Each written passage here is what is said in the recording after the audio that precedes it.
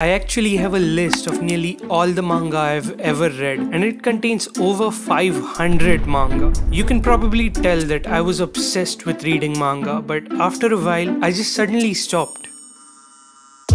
Around the end of 2019, I was browsing through Kiss Manga trying to find a good manga to read when I noticed what I thought was just another manga. I thought the cover was nice, so I clicked the link, and to my surprise, it was fully colored. The panels were much more spacious, the text bubbles were bigger, the content flowed a lot better, almost like it was designed to be viewed while scrolling and not while turning pages. I had finished reading the first few chapters. I noticed some subtle details by then, like the characters used in the script look slightly different than Japanese characters, and also on the last few pages there was a word I had never come across before: webtoon. From the word itself, it's quite obvious what it's trying to convey. It's derived from the words cartoon and web, and in this context, it means a comic series that is published online. This is the first and the biggest difference between manga and manhwa. Most manhwa are webtoons. They are designed from the ground up to be experienced on a screen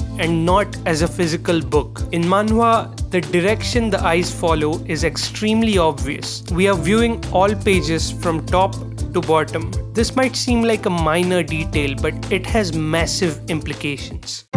In manga, panel layout is an art in itself. Generally, authors try to direct the reader's eyes from right to left and top to bottom. That's already another thing to keep in mind while creating a manga that isn't an issue for webtoons. If you look at manga pages, amateur mangaka often struggle with making a clear and simple line of sight that a reader can follow along easily. It is often a bit confusing to understand the order in which one is expected to read the speech bubbles. Another thing you'll notice immediately is that the manga panels seem to be crammed in together. Each panel is, in a way, struggling to take up as little space as possible. And very rarely you'll come across a huge 2-page illustration that is extremely detailed and looks like someone spent hours drawing it. In contrast to this, a webtoon has several stunning illustrations peppered throughout almost every chapter. The reason behind all these issues is the same. Manga are aimed for print. More often than not, there is a limit to how many pages each chapter can have, since the manga is being published in a magazine like Shonen Jump or Koro Comic, and it has an assigned number of pages it can take up.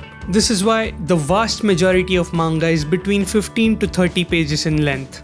Because the number of pages is limited, each page needs to contain the most amount of information possible, and that's what leads to the paneling issues. Another consequence of aiming for print is the lack of color. Manga simply cannot afford to have full color pages because the Japanese consumers simply aren't willing to pay that much money for manga. The reason many American comic books are full color while most manga isn't is that American consumers pay 9 to 10 cents per page while Japanese consumers pay only 2.5 cents. But the biggest problem with printed comics is definitely the sheer amount of complexity involved in the creative process.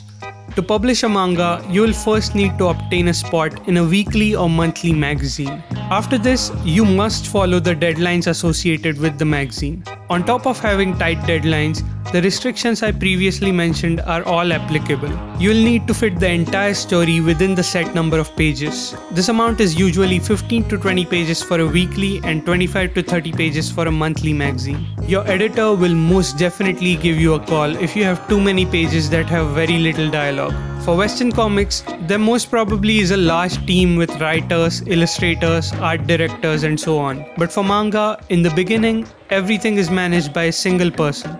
And even later on, the magazine that you publish in does not hire anyone for you. Instead, mangaka have to hire staff from their own money.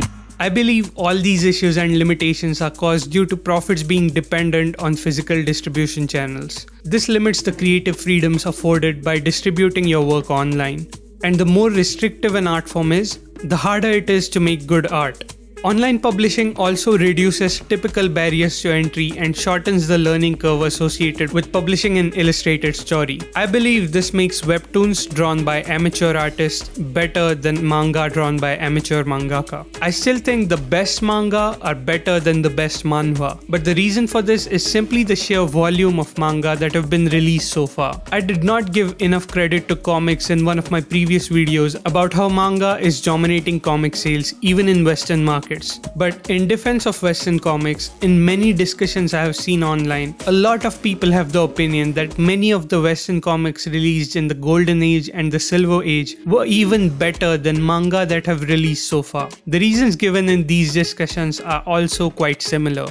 Two genres that are very similar, at least in the premise, are isekai manga and dungeon or returner manhwa. But I believe the average dungeon manhwa is much better than the average isekai manga, and that's partly why I started making this video in the first place. I do realize there are many arguments against this logic.